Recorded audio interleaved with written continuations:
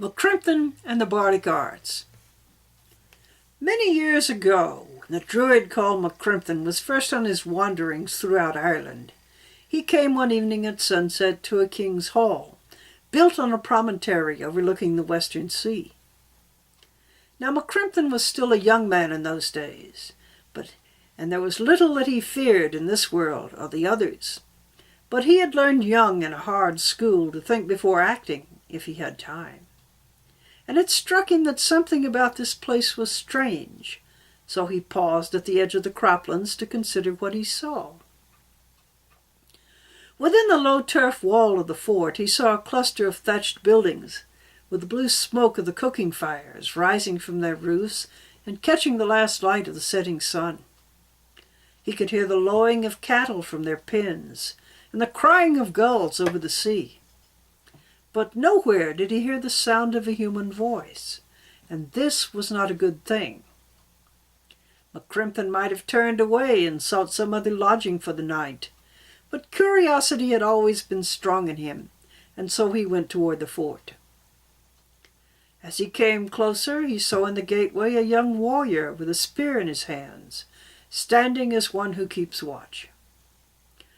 "Greetings to you, old man," Criomthann called out to him. "Is there room in the hall for a stranger tonight?" "There is," said the young warrior, "but by all the gods I swear by, you were better elsewhere, for there is a grief on the house which no man can remove." "What grief is that?" asked Criomthann. "A man who is not a man will come out of the sea tonight," said the young warrior. "And he will take away our king's daughter with him, unless one can prevent him. And only a bard could do that, for he first challenges all within to a contest in the Bardic arts." "I am not a bard, but I have some skill in those arts," said Criomthann. "Let me go in and see what I can do." "On your own head be it," said the warrior. "For the last 3 men he tried it are dead. But 1,000 blessings on you if you succeed." And he stood aside, and Criomthann went in. Now of all the king's halls that he had ever entered, Criomthann thought that he had never seen one so gloomy. Although the hearth fires burned brightly, and a good smell of boiled meat came from the cauldrons, although the benches along the walls were crowded with young warriors, and women went back and forth with pitchers of foaming brown ale, although the tables groaned with platters of meat and bread, and no knife in the hall was greaseless, still the talk and laughter and song which should have filled the room were missing, and in their place was a heavy, expectant silence.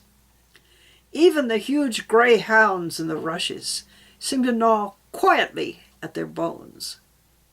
The entrance of a stranger, however, drew all eyes. The sad-faced king at the far side of the room looked up from his silver cup of mead. "Greetings, O stranger," he said. "Come and join us and be welcome. Poor is the cheer that we have tonight, but food and drink at least we can give you." "Tell me first, O king," said Criomthann, "of the trouble which lies on you and your people, for your man at the gate said it was heavy indeed." "Indeed, and it is," said the king, sighing. "Every month at the full of the moon, a man who is not a man comes to us out of the sea, and takes away with him the one in my hall whom I loved best. No weapons will bite on him, for only words, for when he comes he challenges any within to a battle of the poet's craft. 3 men of art he has bested and slain in my hall, and none now will come near us. How can a king survive who has no bard?" "He cannot," said Criomthann. "Does this enemy say why he comes?" "He does not," said the king. "Then when he comes I shall ask," said Criomthann, "for without knowledge no wise action is possible." "Wait then," said the king, "and ask." But Criomthann sat down on a bench near the king's chair and waited. He was, as he had said, no bard, but in his youth he had travelled with those who were, and learned much of the bardic arts from them. So he approached this challenge with caution, but also with hope, and neither his caution nor his hope were misplaced. The hour was late, and the full moon was high in the pale summer sky, before the howling of the dogs outside gave him warning. Then a massive darkness loomed in the doorway, and the man from the sea came in. He came with a gust of salt air and a stench of rotten weed, and at his coming the fires flared up smoky red, and the shadows leapt wildly. Man-shaped indeed he was, and yet not a man, for he was one of the old races who had held Ireland in the distant past. His skin was the pale green of shallow water, and his long hair and beard the colour of the rockweed which the women gather at low tide, and his eyes like the darkness of storm clouds over the sea. He spoke in a grating roar like the storm surge, saying, "I come, O king, for your tribute. Is your daughter ready?" "She is not, and never will be," said Criomthann. "Who are you to deny me?" asked the giant. "One who has walked the path," said Criomthann. "Who are you to make demands in a king's hall?" "One who washes that path away," said the giant. "Bring out the girl." "First," said Criomthann, "tell me why you come here, and where you are from, and what you do there." Again the giant laughed. "If you would have answers, let you win them." "What game shall we play, and for what stakes?" asked Criomthann. "A game of words," said the giant. "And if you win, I will answer one question." "And if I lose?" "I will take your head." "I do not like those terms," said Criomthann, smiling. "Let us make some others. If I win, you will answer a question. And if you win, I will make by magic a thing which you desire. And the game shall be the game of rhymes. Is it not good?" "It is good. It is good," said the giant. "And I will begin."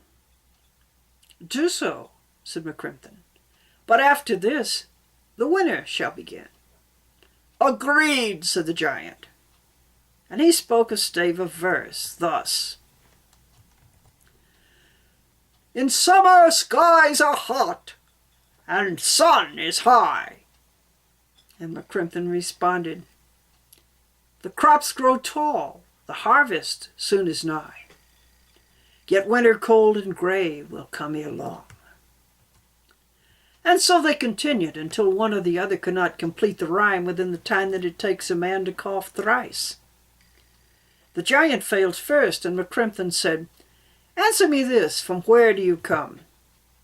"Not hard," said the giant. "I come from Manannan's pastures. Shall we play again?" "We shall," said Criomthann. And they played again, and again Criomthann won. "Answer me this," he said. "What do you do in Manannan's pastures?" "Not hard," said the giant. "I tend his swine. Shall we play again?" "We shall," said Criomthann. And they played again, and this time Criomthann lost. "Well then," he said, "what thing shall I make?" "The deadliest weapon in the world," said the giant. "Not hard," said Criomthann, "and it requires no magic, for everyone in this hall has one already. The deadliest weapon in the world is the tongue, for with it one may destroy all a man's happiness and prosperity, and also take away his good name, which is worth much more. Shall we play again?" "We shall," said the giant. And they played again, and this time Criomthann won. "Answer me this," he said. "Why do you come to this hall to take away all those that the king loves best?" "Not hard," said the giant. "The king's men took away the thing I loved best in the world, and I come to even the balance. Shall we play again?" We shall, said Criomthann. And they played again and again. Criomthann won. Answer me this, he said. What thing did the king's men take away? Not hard, said the giant. The king's men took away my wife. She was in the form of a seal, and they caught her and killed her. Shall we play again? We shall, said Criomthann. And they played again, and this time Criomthann lost. Well then, he said, what thing shall I make? The sweetest thing in the world, said the giant. Not hard, said Criomthann. And to one of the king's men he said, Bring me a harp. And when it was brought to him, he looked at the tuning and made ready to play. The sweetest thing in the world, he said then, is music, for it can bring laughter and tears and sleep, and all of these heal the heart. And he began to play the three kinds of music. First he had everyone in the hall laughing until they fell from their benches, and next he had them all in tears, and at last everyone but he fell asleep, even the giant. Then Criomthann laid down the harp, and he went to the doorway and gazed out into the night. And he saw that the moon was hanging low in the western sky, and dawn was approaching. And when he turned back to the hall, he saw the giant was waking. That was a good magic you made, O man, said the giant, and for that I will give you another answer. Ask what you will. What payment, asked Criomthann, would you take to settle the blood debt owed to you by the king and his people, bearing in mind that those who killed your wife did not know her nature, and that you have already had several times her honor, price, and lives? The giant was silent for a while, and sadness was on his face. Nah, he said at last, perhaps you are right. There is no payment in the world which will bring my wife back.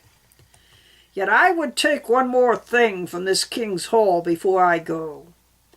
Tell me, O wise man, what is the most valuable thing here? Not hard, said Criomthann, and he smiled. The most valuable thing here is wisdom, and that you have already. The giant thought for a moment and then nodded. You are right. The sun and moon on your pathway, O man.